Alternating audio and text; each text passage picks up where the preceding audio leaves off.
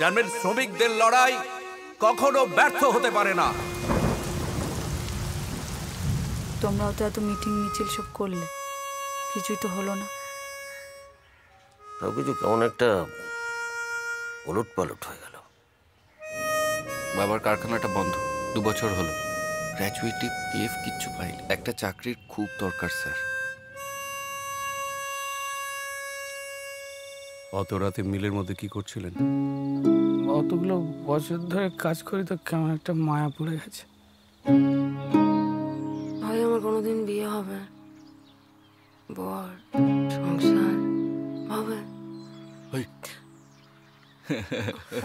এই বেলুনটা ছেড়ে দেবো গো। ওই দেখো, বললে তো বললেন মেয়েকে দেবে। ছেড়ে দিই না, আমার ভালো লাগে, দেখি কোথায় যায়।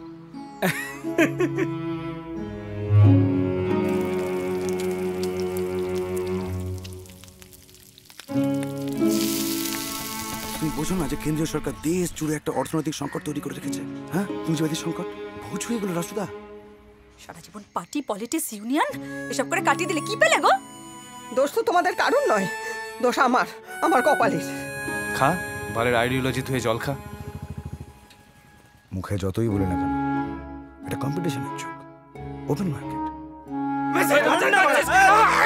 দেখি কত সাহস।